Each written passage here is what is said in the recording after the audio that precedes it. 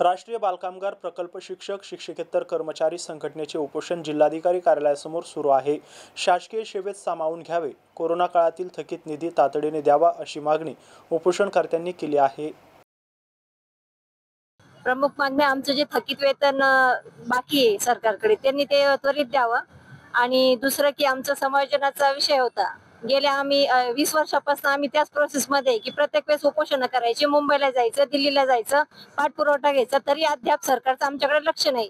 आणि तुमचा हा प्रश्न आता बरोबर होता सरांना की बाबा आता सगळीकडे वातावरण सध्या हे झालेले आणि दुष्काळग्रस्त याच्यामध्ये पावसाचं, पण इतके दिवस आमचा विचार कोणीच केला नाही ना की आम्ही त्यावेळेस पण इथे येऊन बसलो, दिवाळीच्या वेळेस पण इथे आलो होतो, दर 6 महिन्यांनी इथे येऊन उपोषण करतो, तरी आमच्याकडे तुमचं लक्षच नाही सरकारचं।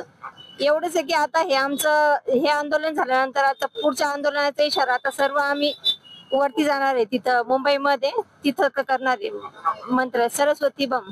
सर, आम्ही राष्ट्रीय बालकामगार प्रकल्प जिल्हाधिकारी कार्यालयामध्ये 2004 पासून निरंतर सेवा दिलेली आहे अल्प मानधनात।